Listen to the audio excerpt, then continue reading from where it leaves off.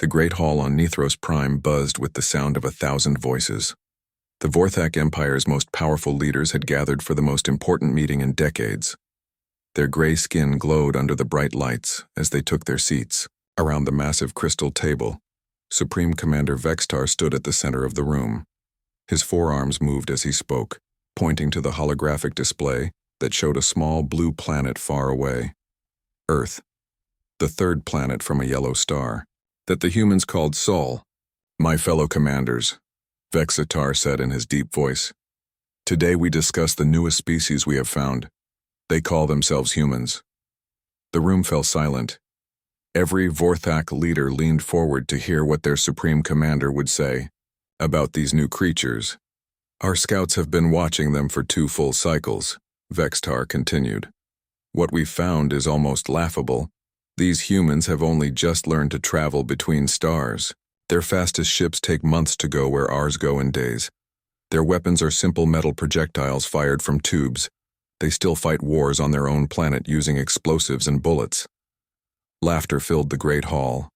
Many of the Vorthak commanders shook their heads in amusement. How could such primitive beings pose any threat to their great empire? War Chancellor Krelthos stood up from his seat. "Supreme Commander, surely you jest. We have conquered 17 star systems. We have brought order to over 200 worlds. These humans sound like children playing with toys." "That is exactly what they are," Vextar replied with a smile that showed his sharp teeth. "Our weapons can destroy their ships from distances they cannot even detect us. Our shields can stop any projectile they might fire. One of our cruisers could defeat their entire fleet." On the display, images of human ships appeared. They looked crude and ugly compared to the sleek Vorthak vessels. The human ships had rough metal hulls covered in strange markings. They moved, slowly and awkwardly through space. "Look at these pathetic craft," Vextar said, pointing at the images. "They build them like the metal containers they use to transport goods. No elegance, no grace, no advanced technology. These humans are barely more evolved than the animals on their world." Another commander raised his hand. "What of their ground forces, Supreme Commander? Do they pose any challenge there?" Vextar laughed again. "Even worse. They still wear metal plates for protection. They carry single-shot weapons that must be reloaded by hand. Their communications are limited to short distances. A single Vorthak warrior could defeat 20 of their soldiers." The hall erupted in more laughter. The idea that such primitive beings could resist the might of the Vorthak Empire seemed impossible. They had defeated species far more advanced than these humans appeared to be. "There is more," Vextar continued. "Our intelligence shows that these humans are divided. They fight each other constantly. They have hundreds of different governments on their single world. They cannot even work together to solve their own problems. How could they possibly unite against us?" The image changed to show maps of Earth with different colored regions. Each color represented a different human nation or group. There were so many colors that the planet looked like a child's toy. "They waste their resources fighting each other," Vextar explained. "While we build great fleets and expand our empire, they spend their time in petty conflicts over small pieces of land. They are weak, divided, and foolish." High Regent Mordak, the ultimate ruler of the Vorthak Empire, finally spoke from his golden throne. His voice carried the authority of 1,000 years of conquest. "Supreme Commander Vextar speaks truth. These humans are nothing more than another primitive species ready for conquest. But I see opportunity here. Their world is rich in resources. Their population could provide useful workers for our colonies. We will not destroy them completely. We will make them serve us." The regent's words brought nods of approval from around the hall. This was the Vorthak way. They did not destroy useful species. They conquered them and put them to work building the empire even greater. "However," Mordak continued, "we must follow proper procedure. We will send them our standard ultimatum: 7 days to surrender and accept Vorthak rule. If they refuse, we will take their worlds by force." "With respect, High Regent," Vextar said, "such formality seems unnecessary. These humans cannot possibly resist us. Why give them time to prepare?" Mordak's eyes glowed with ancient wisdom. "Because it is our way, Supreme Commander. For 1,000 years we have offered our enemies the chance to surrender with honor. Most choose to serve rather than die. These humans will do the same. And if they do not surrender, asked War Chancellor Krelthos, then we will show them the price of defying the Vorthak Empire, Mordak replied. But it will not come to that. No species has ever chosen destruction over service to our empire. Far away on Earth, in the headquarters of the Terran Defense, Force Captain Lee Daeho stared at reports from the outer colonies. 3 settlements had gone silent in the past month. New Seoul, New Busan, and Terra Nova had all stopped sending their regular communications. Lieutenant Kim Yoo-jin entered his office carrying a datapad. Her face showed worry and confusion. Captain Lee, we received the final transmission from New Seoul before they went dark, she said. The message was strange. The colonists spoke of bright lights in the sky and ships that appeared from nowhere. Lee took the datapad and read the report. The last message from New Seoul described massive vessels appearing without warning. The ships had strange designs unlike anything humans had ever built. Then the transmission cut off completely. Have we sent any investigation teams? Lee asked. Admiral Park ordered 3 ships to check on the missing colonies 2 weeks ago, Kim replied. We lost contact with them as well. No distress signals, no battle reports, they just vanished. Lee felt a cold fear growing in his chest. In all his years of military service, he had never seen anything like this. Ships did not simply vanish without trace. Colonies did not go silent for no reason. Schedule an emergency meeting with Admiral Park, he ordered. We need to discuss this immediately. At Terra Command, Admiral Park Sung-min gathered his senior staff in the main briefing room. The evidence they had collected painted a disturbing picture. Something was systematically attacking human settlements in the outer regions. The pattern is clear, Admiral Park said as he stood before the large display screen. These attacks are not random. They are planned and organized. Someone is testing our defenses. The room filled with worried voices as officers discussed the possibilities. Pirates did not have the technology to make ships vanish completely. Rogue human factions could not coordinate attacks across such vast distances. This had to be the work of an alien intelligence. Sir, Captain Lee said, I recommend we place all outer colonies on high alert. We should also recall our patrol fleets to defensive positions. Admiral Park nodded. Agreed, but we need more information. I want every sensor station in human space watching for unusual activity. If these aliens want to test us, let them know we are ready. As the meeting ended, none of the humans in that room could imagine what was coming. They had no idea that, thousands of light years away, the most powerful military force in their region of the galaxy was preparing for war. They could not know that the Vorthak Empire had already decided their fate. The ultimatum would arrive in 3 days, 7 days after that, if humans chose to fight rather than surrender. The Vorthak would discover they had made the greatest mistake in their 1,000-year history, but that discovery was still in the future. For now, both species prepared for first contact, neither knowing that they were about to unleash something that would change the galaxy forever. The message arrived at Terra Command exactly as High Regent Mordak had planned. Every human communication station in known space received the same transmission at the same moment. The Vorthak had made sure their ultimatum would reach every corner of human civilization. Admiral Park Sung-min stood in the main communication center as the alien message played on the large screens. The voice spoke perfect human English, though it carried a strange accent that made everyone in the room feel uncomfortable. Greetings, primitive species of the 3rd planet. We are the Vorthak Empire. We have watched your pathetic attempts at space travel and found you lacking. You have 7 of your days to surrender completely to our rule. Submit now, and you will be allowed to serve our great empire. Refuse, and face total destruction. The message continued for several minutes, listing the terms of surrender. All human military forces would be disbanded. All weapons would be turned over to Vorthak control. Earth and all human colonies would become property of the Empire. Humans would work as laborers and servants for their new masters. That is the most arrogant thing I have ever heard, Lieutenant Kim Yoo-jin said after the message ended. They act like we should be grateful for the chance to become their slaves. Admiral Park remained quiet for a long moment. He had been a soldier for 30 years and had seen many enemies, but never had he faced anyone who spoke with such complete confidence in their own superiority. "Send this message to President Choi immediately," he ordered, "and begin emergency preparations for all defense fleets. If these Vorthak want a war, we will give them one." 3 days later, President Choi Mi-young stood before the United Earth Assembly. Representatives from every human world had gathered to hear her response to the alien ultimatum. The great assembly hall was packed with people who would decide humanity's future.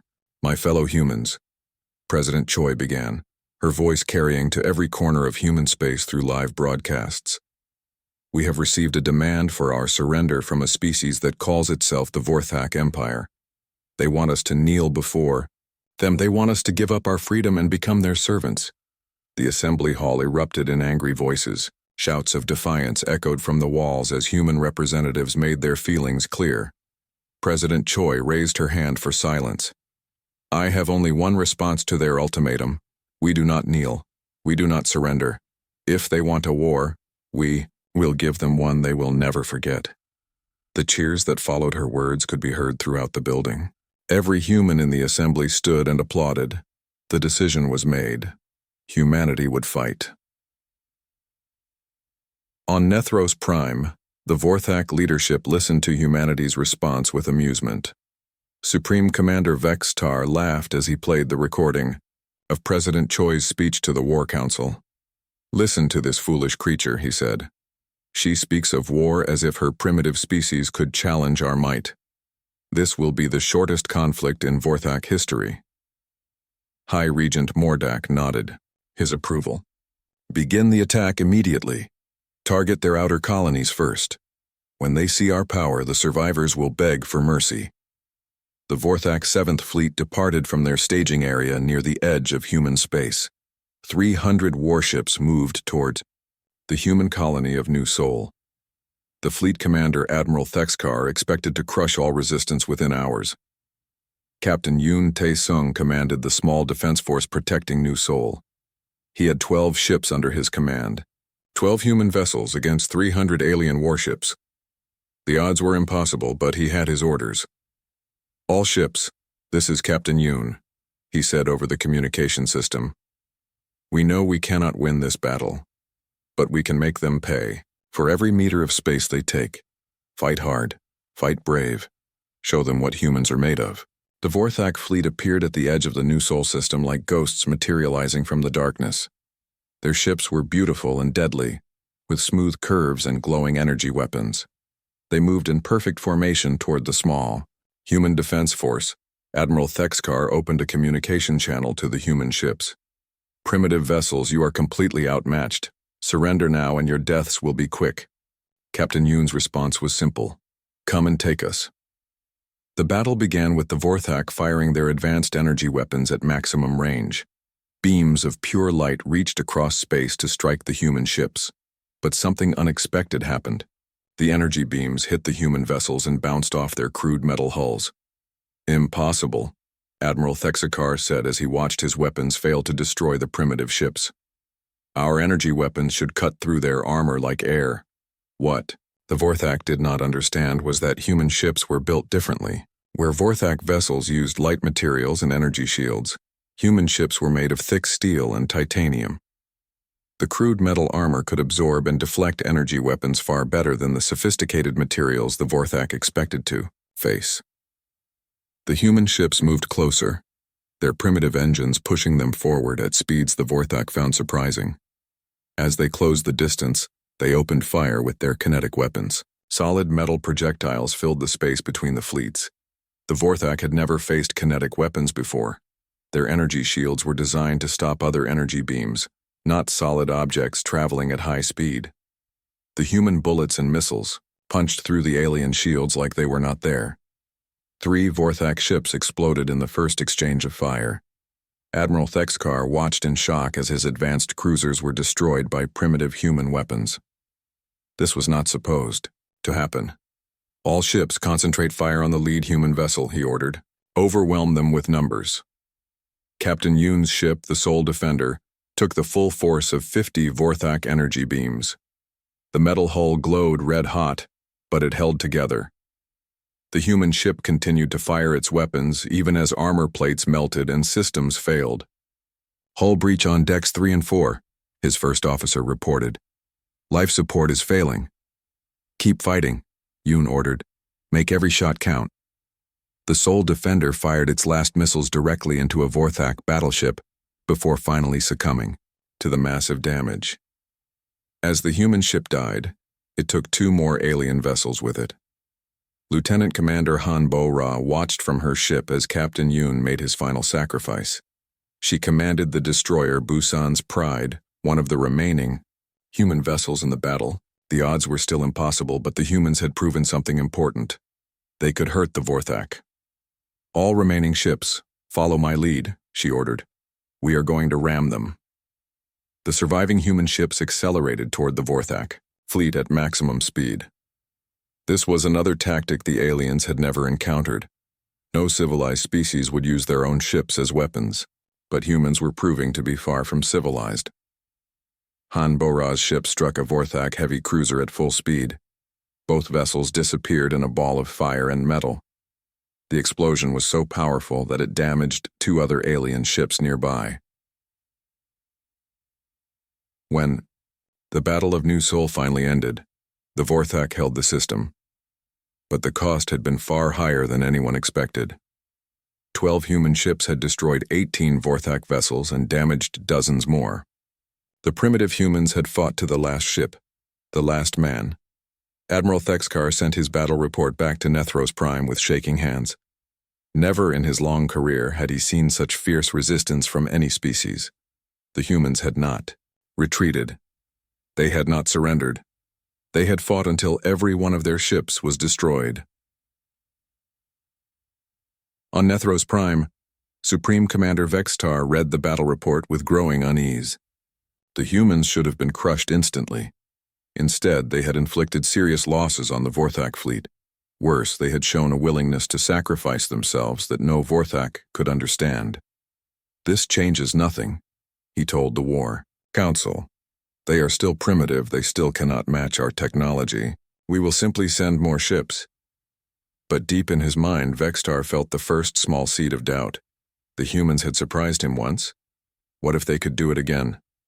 Dr. Song Hye-jin worked in her laboratory on Earth, studying pieces of wreckage, recovered from the Battle of New Seoul. The Terran Defense Force had managed to collect several fragments of destroyed Vorthak ships. What she found would change everything. "Admiral Park, you need to see this," she said over the communication system. "The alien technology is advanced, but it has a critical weakness. Their weapons are designed for precision, not destruction. They expect enemies to surrender when damaged, not fight to the death. This discovery would prove to be the key to humanity's survival." The Vorthak had built their entire military around the idea that showing superior force would make enemies give up.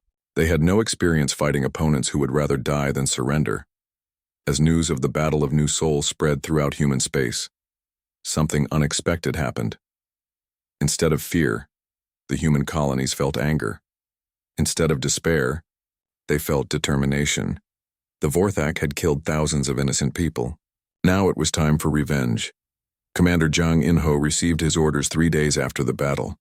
His small fleet of raiders would strike back at Vorthak supply lines using the navigation data recovered from destroyed alien ships. It was time to show the Vorthak that humans could be hunters as well as prey. The war had truly begun. 6 months had passed since the Battle of New Seoul, and the galaxy was learning a terrible truth about humans. They did not simply fight wars. They transformed themselves into living weapons designed for one purpose: total victory. Engineer Major Kang Soo-jin stood in the middle of what used to be the largest car factory on Earth. Now the assembly lines that once built civilian vehicles were producing plasma cannons and missile launchers. The sound of metal being shaped and welded filled the air 24 hours a day. "Production report, Major Kang," called her assistant as he approached with a datapad in his hands. "We are ahead of schedule," she replied, wiping grease from her hands. "This facility alone is producing more weapons in 1 week than we made in a full year before the war. Every factory on Earth has been converted to military production." The transformation was incredible to see. Factories that made computers now built targeting systems. Plants that produced clothing were making military uniforms and armor. Even food processing centers had been modified to create military rations. Humanity's entire industrial base had changed overnight. General Nam Hyun-woo reviewed battle reports in his command center on Mars. The Vorthak controlled most of the major shipping lanes between human worlds, but they were learning that controlling space and controlling the war were two different things. "Sir, Commander Zhang reports another successful raid," his aide informed him. "His squadron hit 3 Vorthak supply convoys this week. The aliens are having trouble keeping their forward. Bases supplied." Nam smiled as he looked at the tactical display. Red dots showed Vorthak positions throughout human space, but the blue lines showed human raid routes that struck at alien supply lines like lightning bolts. The Vorthak might win every major battle, but they were losing the war of logistics. "The aliens fight like they are playing a game," Nam explained to his staff officers. "They follow rules and expect their enemies to do the same. They capture territory and expect it to stay captured. They do not understand guerrilla warfare." This was humanity's great advantage. Every human world that fell to Vorthak forces became a source of constant problems. Human resistance fighters would attack alien patrols, sabotage equipment, and make life miserable for the occupying forces.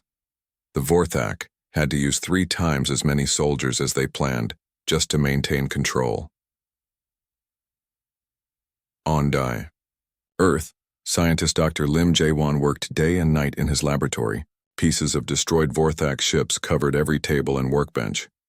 His team had been given one task: learn everything possible about alien technology and find ways to use it against them. "Doctor, we have made a breakthrough," his assistant called out excitedly. "The Vorthak energy weapons use a frequency modulation system. If we can build transmitters that match their frequency, we can overload their own weapons." Lim studied the data on his computer screen. The implications were enormous. Not only could humans build better defenses against Vorthak weapons, they could actually turn those weapons against their creators. "Begin production immediately," he ordered. "I want every human ship equipped with these transmitters within 2 months." The results were better than anyone hoped. Human ships that had struggled to survive Vorthak attacks were now able to disable alien weapons completely. Even better, they could capture Vorthak vessels instead of destroying them, giving humanity access to even more advanced technology. Captain Oyena commanded the destroyer Soul's Vengeance, one of the first ships equipped. With the new technology, her vessel looked nothing like the original human ships that fought at New Sol. The hull was covered with captured Vorthak armor plating. The weapons were a mix of human kinetic systems and alien energy cannons. "Target the Vorthak cruiser," she ordered her weapons officer. "Use the frequency disruptor first, then hit them with everything we have." The human ship fired its new weapon at the alien cruiser. The Vorthak energy systems overloaded instantly, leaving the alien ship defenseless. Human missiles and bullets tore through the disabled vessel like it was made of paper.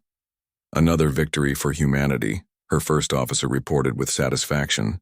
"The aliens are learning that they picked the wrong species to fight. But the Vorthak were learning too." Supreme Commander Vextar had replaced 3 fleet admirals in the past month. Each one had failed to stop the human raids and guerrilla attacks. The war that was supposed to last weeks had dragged on for months with no end in sight. "The humans are like a disease," he told the War Council. "Every world we conquer becomes infected with their resistance.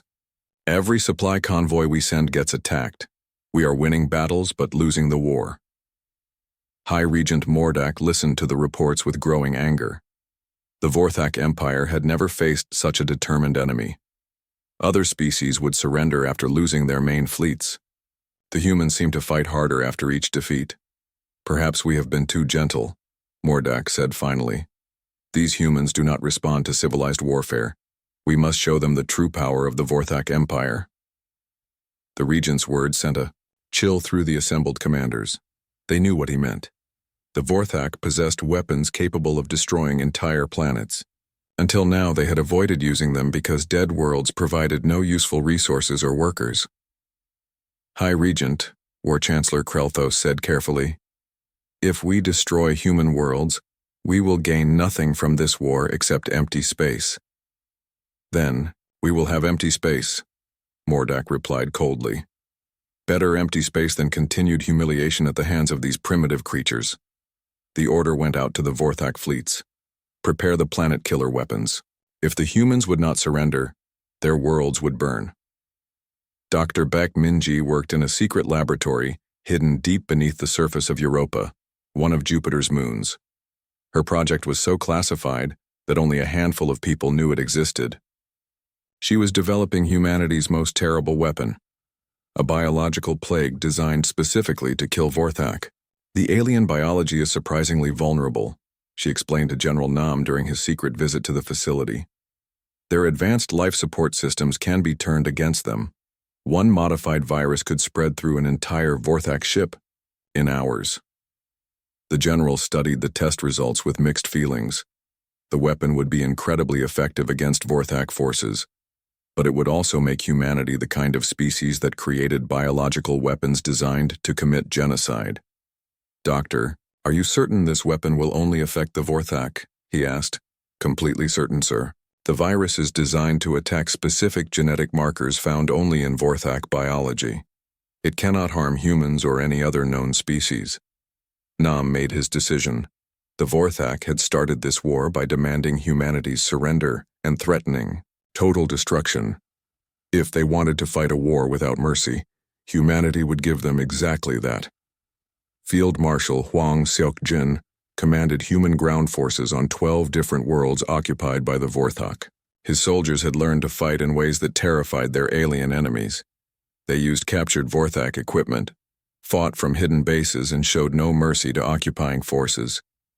The aliens expect us to fight by their rules, he told his officers during a planning meeting. They expect formal battles with clear front lines. Instead, we appear from nowhere, strike hard, and disappear. We are fighting their kind of war in our kind of way. The results spoke for themselves. Vorthak forces that should have been able to control entire planets found themselves trapped in heavily fortified bases, afraid to venture out because human fighters could strike from anywhere. On Nethros Prime, the mood in the War Council had changed completely. What started as confident discussions about easy conquest had become desperate meetings about survival. The humans were not just fighting back, they were winning. Our casualties are beyond acceptable levels, reported Admiral Thexkar, one of the few fleet commanders to survive multiple battles with human forces. We have lost more ships in 8 months of fighting humans than we lost in the previous century of expansion. Supreme Commander Vextar stared at the tactical display showing human raids throughout Vorthak space. Red warning indicators covered the map like a disease. Every supply line was under attack. Every occupied world was in revolt. How is this possible? He asked. They are a primitive species that just learned to travel between stars. We have been building our empire for 1,000 years. Sir, replied War Chancellor Krelthos, I believe we have made a fundamental error. We assumed that advanced technology would guarantee victory.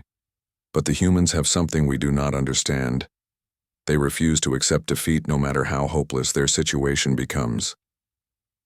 The Vorthak leadership was finally beginning to understand what they had awakened.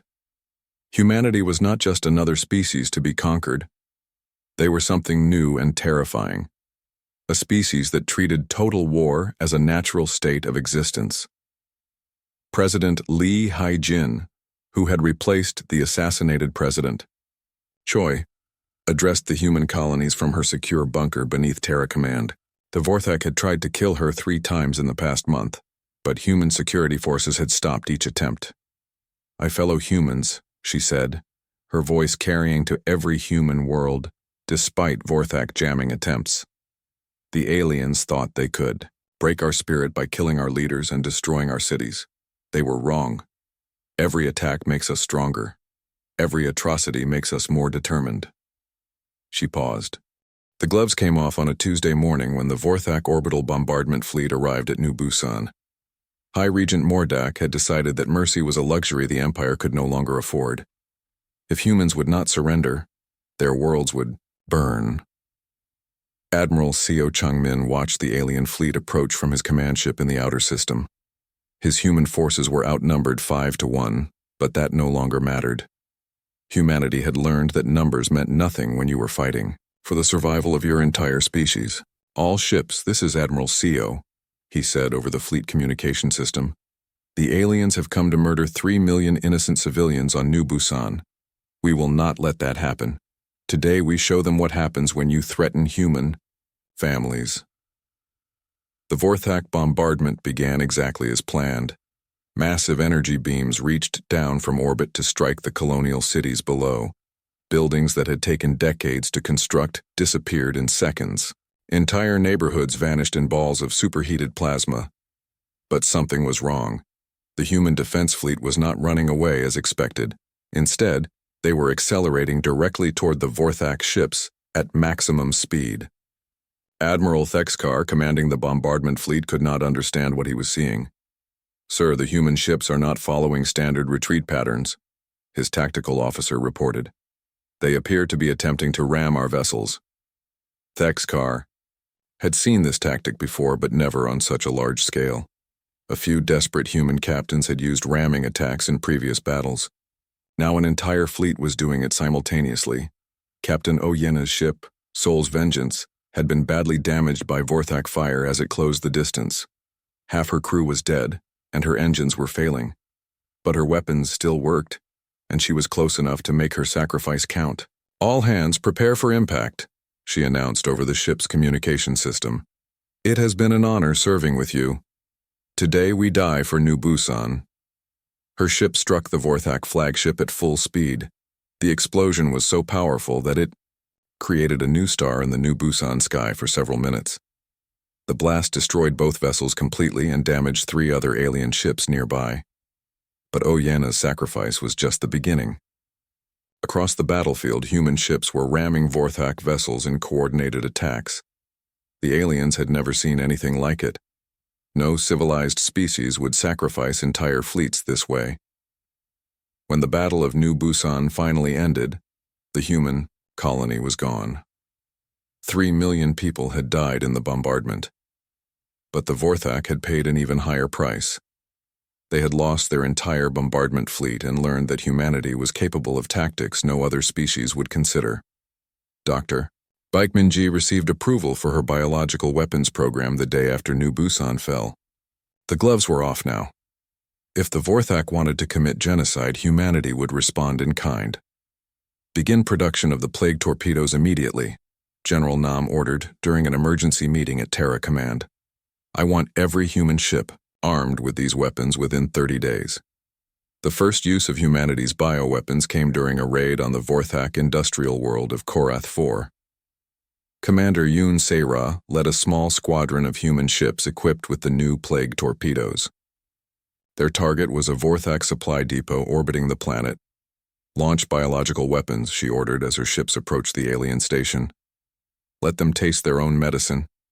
The torpedoes struck the Vorthak station and released their deadly cargo into the alien life support systems. Within hours, the entire facility was dead. 5,000 Vorthak personnel died in agony as their own air recycling systems poisoned them. News of the bioweapon attack spread through the Vorthak Empire like wildfire. For the first time in their history, they faced an enemy that could match their capacity for destruction.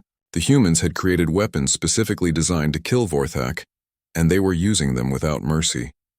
Field Marshal Hwang Seok-jin coordinated the human ground campaign on occupied worlds throughout Vorthak space. His forces had evolved, far beyond simple resistance fighters. They were now organized military units capable of conducting complex operations against alien forces. "The aliens have made a fundamental error," he explained to his staff during a briefing on the liberated world of Terra Nova. "They think controlling territory means winning the war. But we are not fighting for territory. We are fighting for survival." Human ground forces had developed tactics that horrified their Vorthak enemies. They used captured alien equipment against its creators. They showed no mercy to Vorthak collaborators among subject species. Most terrifying of all, they had learned to turn Vorthak technology into improvised weapons of mass destruction. On the world of Kepler 442, Human resistance fighters captured a Vorthak fusion reactor and converted it into a massive bomb. The explosion destroyed the planetary capital and killed 50,000 alien personnel. The blast was so powerful that it could be seen from orbit. Supreme Commander Vexitar stood in his command center on Nethros Prime and stared at casualty reports that defied belief. In 2 years of war, the Vorthak Empire had lost more ships, personnel, and resources than in the previous century of conquest. "How many ships do we have left in active service?" he asked his aide. "Approximately 800 combat vessels, sir, but many of those are damaged and require extensive repairs." Vexitar felt sick. The Vorthak had started the war with over 3,000 ships. Now they were down to less than a third of their original force. Meanwhile, human industrial capacity seemed to grow stronger every month. "What about human losses?" he asked. "Unknown, sir. They do not broadcast casualty reports, and our intelligence gathering has been severely compromised. We estimate they have lost at least 2 million military personnel and 15 million civilians. But their fleet strength appears to be increasing rather than decreasing." This was the most terrifying aspect of fighting humans. Other species would collapse after losing so many people. The humans seemed to grow more dangerous as their losses mounted. Dr. Lim Jae-won's technology research teams had made another breakthrough. By combining human engineering with captured Vorthak systems, they had created hybrid weapons that were superior to anything either species had developed separately. "The new plasma kinetic cannons are ready for installation," he reported to Admiral Park. "They use Vorthak energy technology to accelerate human projectiles to incredible speeds. The result is a weapon that can penetrate any known armor." Human ships equipped with the hybrid weapons proved devastatingly effective against Vorthak forces. The aliens' energy shields designed to stop other energy weapons were useless against the human projectiles. Their armor, built to deflect energy beams, could not stop solid objects moving at near light speed. Captain An Ji-woo commanded the battleship Terra's Wrath, one of the first vessels equipped with the new hybrid weapon systems. Her ship looked like nothing that had existed before the war. The hull was a mix of human steel and Vorthak composite materials. The weapons were a combination of both technologies.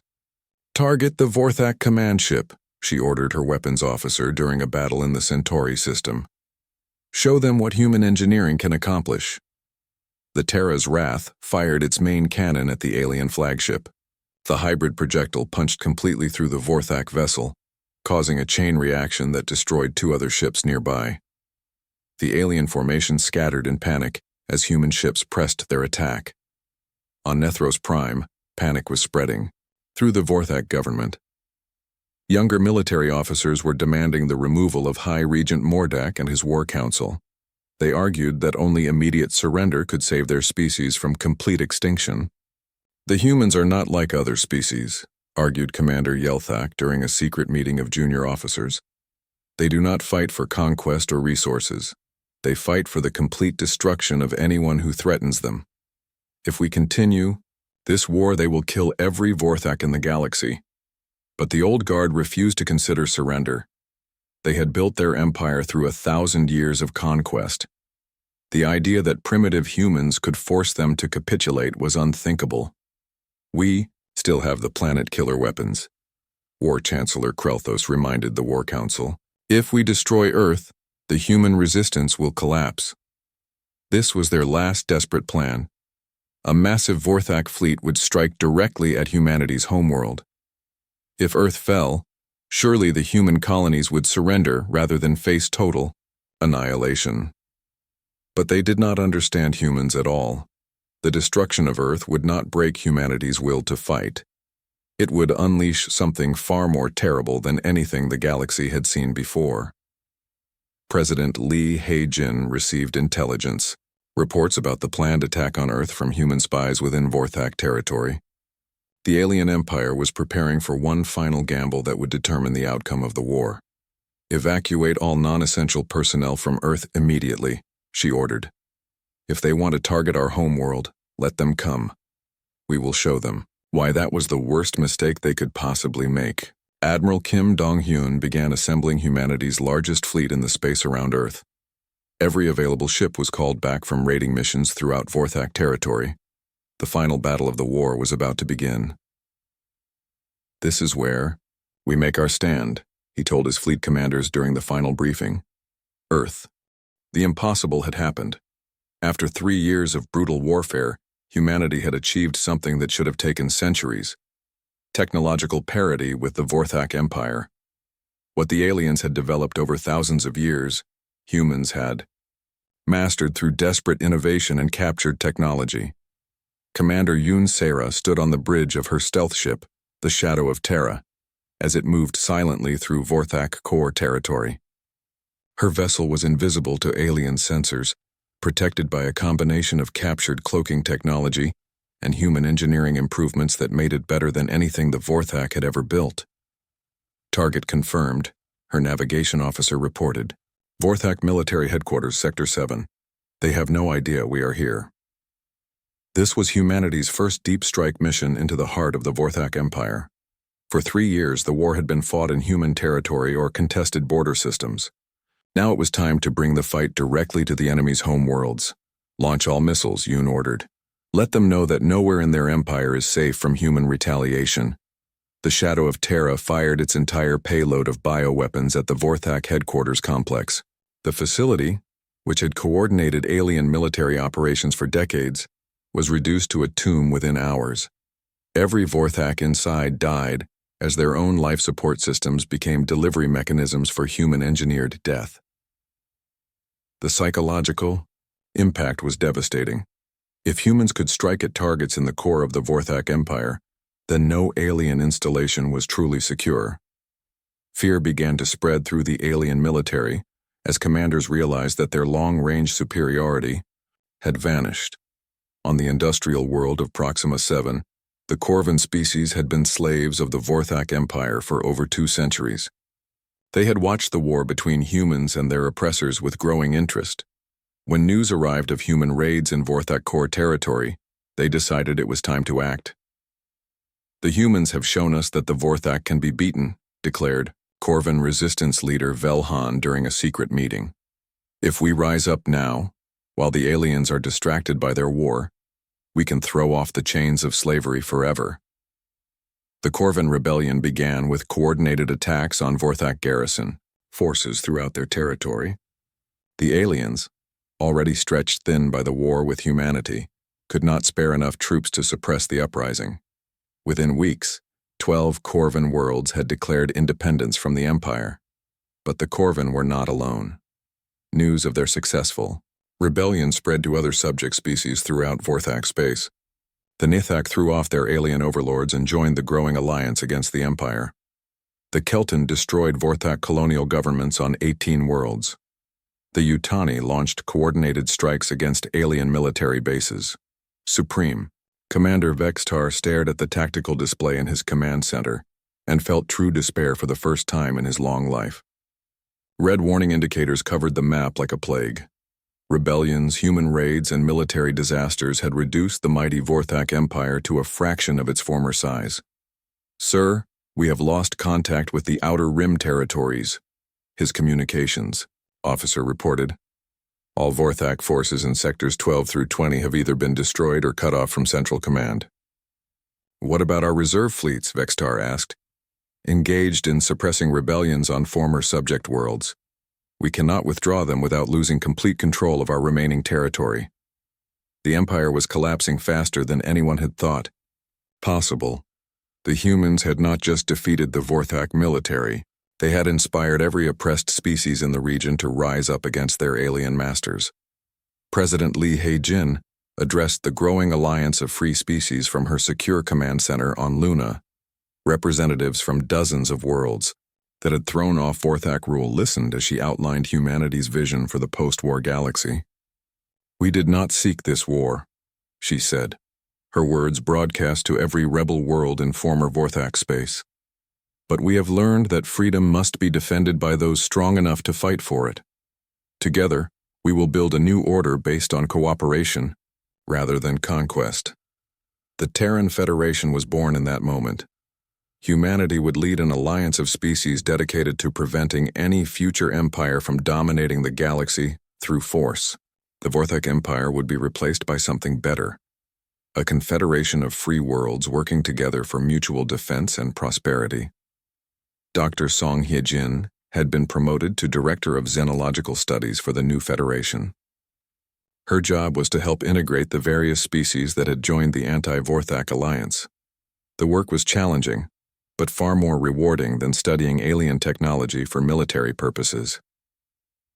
The former subject species have knowledge and capabilities that complement human strengths, she reported to the Federation Council. The Corvin are master engineers. The Nithak understand energy manipulation better than any species we have encountered. Working together, we can build technologies that surpass anything the Vorthak ever developed. On Nethros Prime, the Vorthak government was falling apart. Young military officers had staged a coup against High Regent Mordak and his war council. The new leadership, headed by Commander Yelthak, faced an impossible situation. We have fewer than 200 functional warships remaining, reported the new war chancellor during an emergency session. Human forces and rebel fleets control over half of our former territory. Our remaining worlds are in constant revolt. The proud empire that had ruled 17 star systems was now reduced to defending a handful of core worlds. Even worse, their enemies grew stronger every day as more species joined the human-led alliance. We could try to negotiate a separate peace with some of the rebel species, suggested one of the younger commanders. If we can divide the alliance. No, Yelthak replied firmly. The humans will never allow that. They have made it clear that they want complete surrender or total destruction. There is no middle ground with these creatures. This was the most terrifying aspect of fighting humans. Other species could be reasoned with, negotiated with, bought off with concessions. The humans seemed to operate on a completely different level of determination that allowed for only total victory or total defeat. Admiral Kim Dong-hyun's Grand Fleet was the most powerful military force the galaxy had ever seen.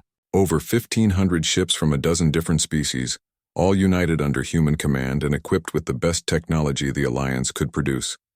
All fleet commanders, this is Admiral Kim, he said during the final briefing before the high assault on Nethros Prime.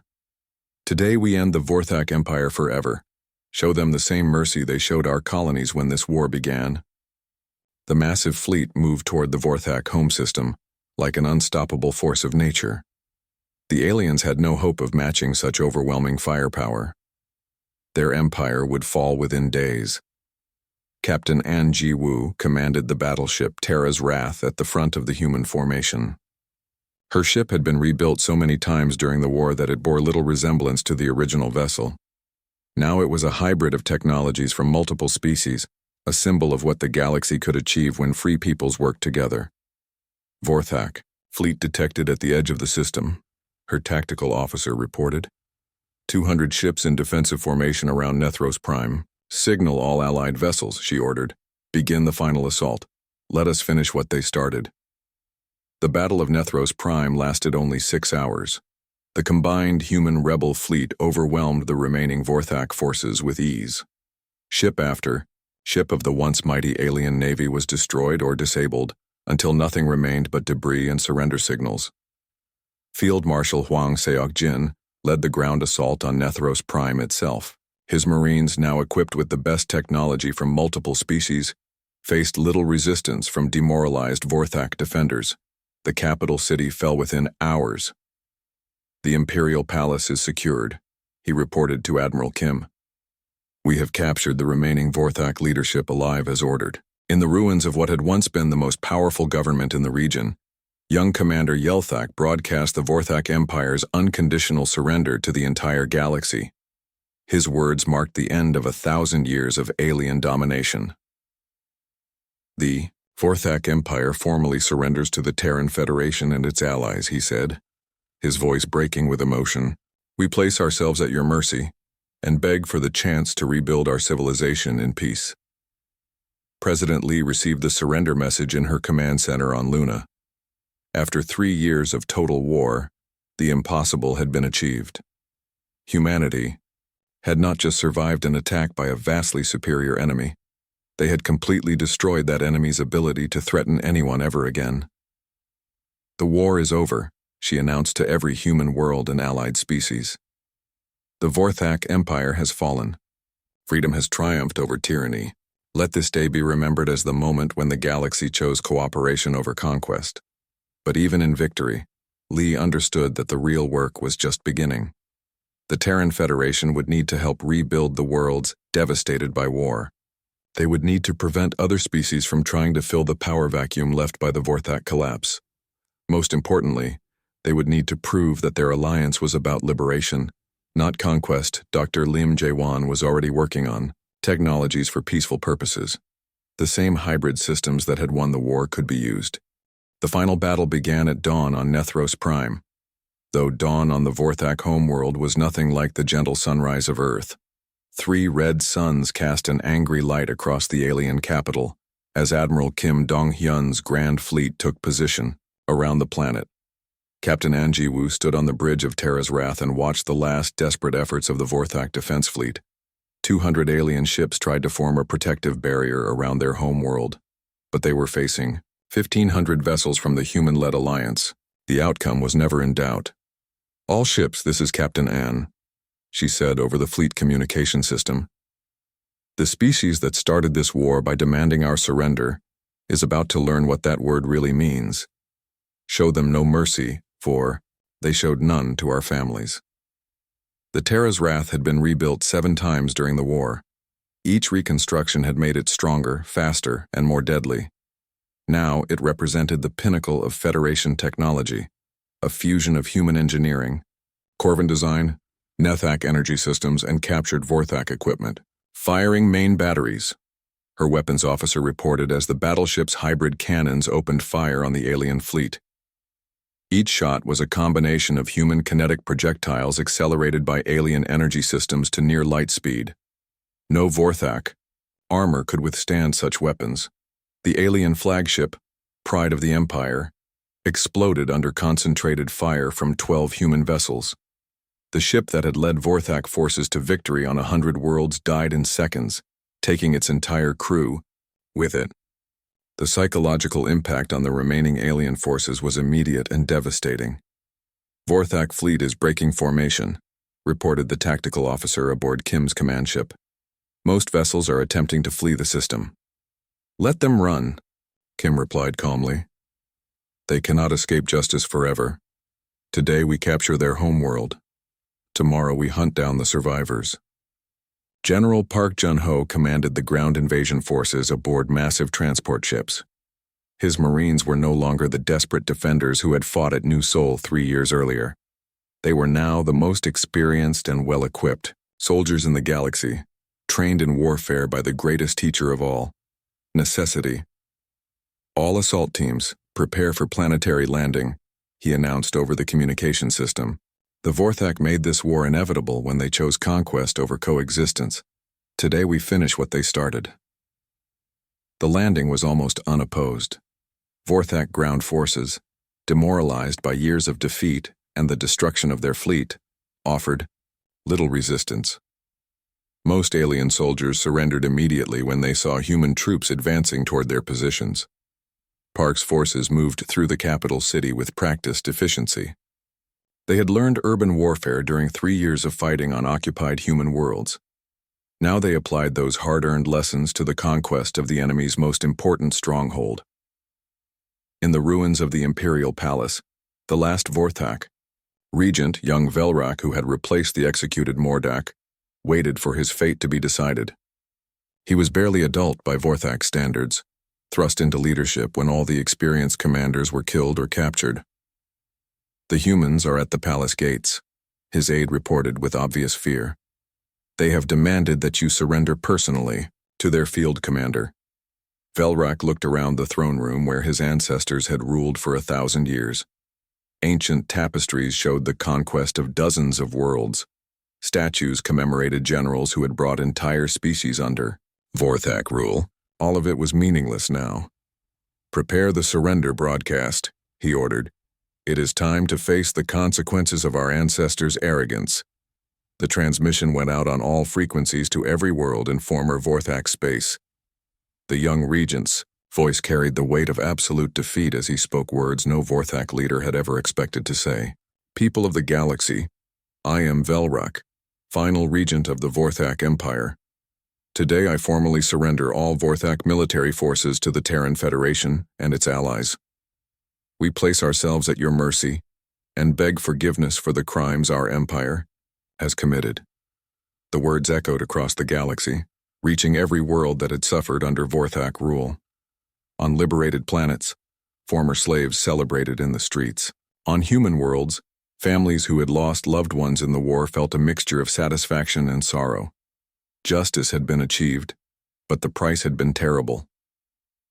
President Lee Hae-jin received the surrender message in her command center on Luna.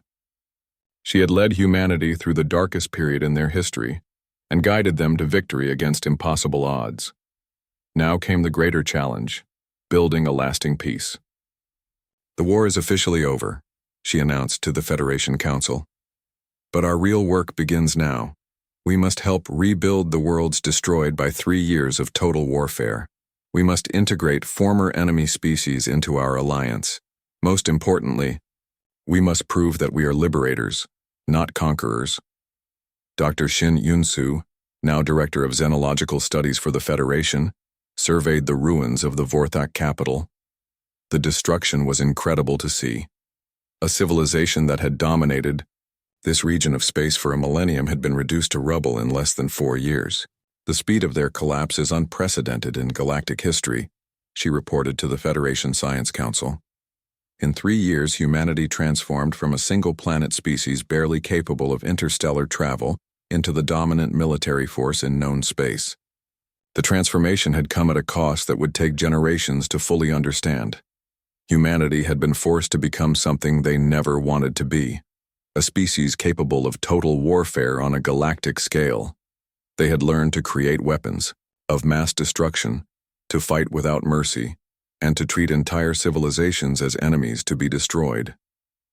Field Marshal Hwang Seok-jin oversaw the occupation of Nethros Prime with the same efficiency he had shown throughout the war. His troops, hardened by years of brutal combat, showed remarkable discipline in their treatment of defeated Vorthak civilians. Remember, he told his officers during daily briefings, we are not here for revenge. We are here to ensure that no future Vorthak government can threaten the freedom of other species. Show strength, but also show mercy to those who surrender. The contrast between human behavior in victory and Vorthak behavior during their reign was stark.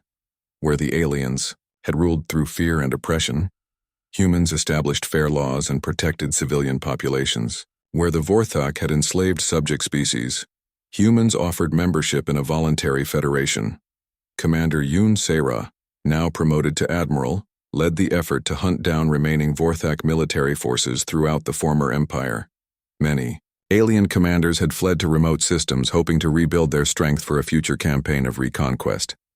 We will find every Vorthak warship still in operation, she told her fleet captains. This war will not truly end until we eliminate their ability to threaten anyone ever again. The hunt took months, but it was thorough and relentless.